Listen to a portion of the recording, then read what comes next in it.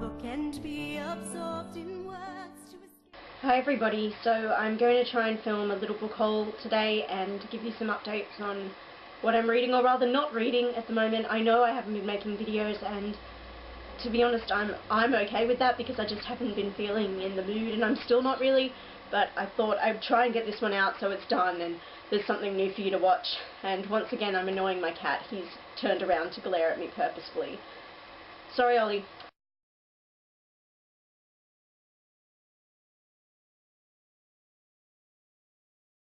Last Friday I went to Sydney again. This time was not with Leslie, but we are going to go hopefully in the next month or so to hit a few other bookstores that are down there. But I went with a friend and I told myself I was just going to keep my friend company and I wasn't going to be shopping at all. But of course that turned out to be not the case because we went to some pretty epic stores. And I didn't even have my camera with me, so I wasn't wanting to film that day anyway, but I could have taken some photos for you. But yeah, certainly really epic bookstores that we visited, and of course I had to buy some stuff, but I was putting a lot of stuff back on the shelf, which ended up being good because I just did not have the money at all. So I think I got 6 books maybe that day, and that was me being really controlled. The rule I set for myself was I would only purchase things that were $15 or under, which of course in an Australian bookstore is very hard to come by, so yeah, these are what I purchased. Okay. As you know, I love books about books, so I got Stop What You're Doing and Read This, and it's a collection of essays about the importance of reading, and I just had to grab it. There was, in Kinakonya, I can't pronounce the name of the huge-ass store that was the last bookstore we went to on our trip, and it's amazing, and I'm certainly going to be going there with Leslie, and I'll show you all around, but there's like an entire row of books on books, and that's what it actually says on the thing, and I just like wanted to die. So many books about books, so yeah, I was freaking out, and this was the only one that I could afford to get, so I got this one. I've read all the essays, I read them on the train coming home, and they're very good, so yeah, it makes my bookshelf happy.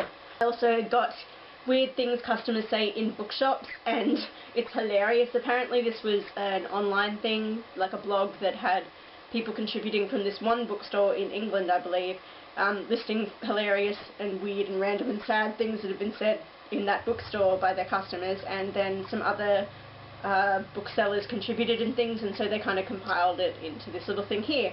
And it is really hilarious and a bit sad. Neil Gaiman said, "It's so funny, so sad, read it and sigh." And I'll just share a few doozies with you if you'd like to hear them, because they're quite hilarious. "Mummy, can I have this book? Go and see if your dad will buy it for you." "Dad, Mummy says if you don't buy me this book, then you can't sleep in her bed tonight." What a sneaky little bugger. "If I were to say meet the love of my life in this bookshop, what section do you think they'd be standing in?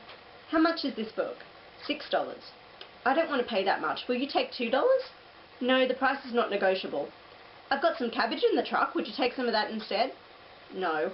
"How about some potatoes?" "No." "What? How is that different?" And that was from an Australian bookstore. Of course it was. I also picked up Stories, All New Tales, edited by Neil Gaiman and Al Serentonio, and I know I pronounced his last name wrong, so bad me. But it's a collection of short stories, and I just thought it was $15, and I thought for a collection of short stories, and Neil Gaiman's an editor and a contributor in the anthology, I thought, well, that's pretty good. And they've all the tales have a somewhat fantastical bent to them, but they're not necessarily fantasy. But the aim of the collection apparently was to sort of just blend genres and, you know, go outside definitions of genre and that sort of thing with the tales that they chose. So yeah, it just seems quite cool, and I've read a few of them and I'm enjoying them. I was in a secondhand bookstore, which is Elizabeth Books, which is really lovely, and I commented to my friend that I never really purchase plays, which is sort of funny because I do act, but I only own 2 plays, aside from, like, you know, in book form I only own 2 plays, and I thought, well, I'll grab this one. So there's a collection of 3 plays by Noel Coward, who of course is mega famous and awesome. So Blythe Spirit, Hay Fever and Private Lives. And I'm a big fan of Blythe Spirit in particular, so yeah, I'm happy to have this one. It's good to own a few plays. I really do need to build up my collection. I got The Prisoner of Heaven by Carlos Ruiz Zafron, and this is the 3rd book in the Cemetery of Forgotten Books series. I have now got all of them that have been published so far. I'm still like halfway through The Shadow of the Wind, which is the first one, but I like knowing that I've got them, so yeah. And it was cheap, it was $8 I think, so that was good. I got Angela Carter's collected dramatic works.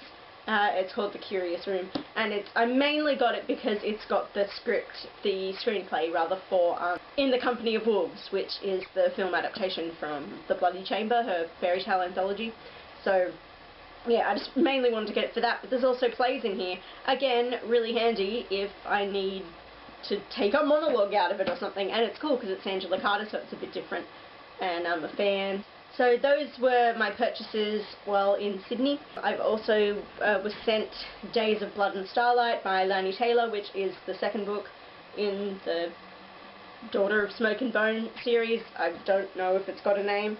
As you may recall, I both loved and hated Daughter of Smoke and Bone.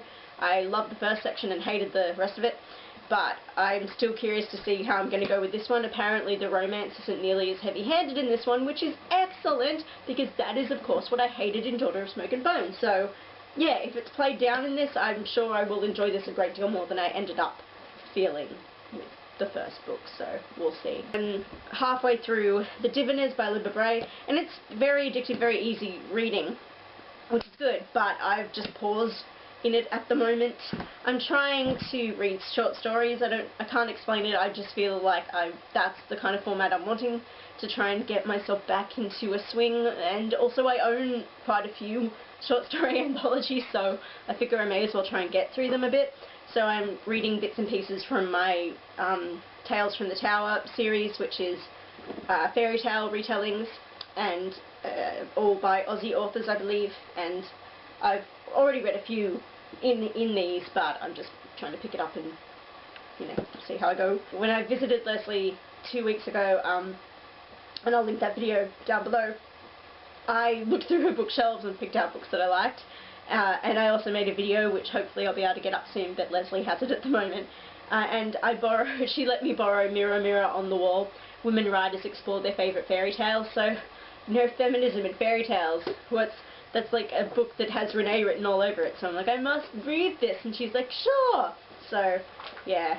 I've only read a few of the essays so far, but I'm really loving it. I'm also I've put on the back burner Shadows in the Moon by Zoe Marriott, just because I've, you know, been in a ridiculous funk of going back and forth between things, so I do need to pick this one up again at some point and read it and review it. And I was enjoying it just fine, really. I wasn't having too much of a problem with it. There's a bit of insta-love that was annoying me, but aside from that, I really like the tone, and I really like Suzume as a protagonist. And I know that everyone I am friends with who has read this book has loved it, so yeah, do have to fix that.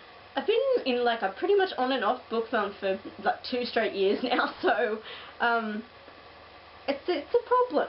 So I'm just trying to solve it in the way my instincts are telling me, which is short stories and essays and stuff. And then hopefully I'll be able to go back to the novels that I've had to put on the back burner. Another one of them is A Discovery of Witches by Deborah Harkness, which I've owned for like 2 years now. But because it is what it is, it's annoying at times. But as I've said in the past, I spent a lot of money on this. It was like $34. So I have to finish it at some point somehow. I have to read the damn thing and finish it. Otherwise I spend a lot of money for no reason. Whether or not I'm going to like it enough in the end and, you know, tolerate it enough to want to get the sequel, because the sequel's out now. I think it's Shadow of the Night it's called. Whether or not I'll get that one, I don't know, but yeah, going to have to read it somehow. So that's a bit of an updatey thing, where I am and where I am not with my books, and a little Sydney haul. I hope everybody is well. Okay, goodbye.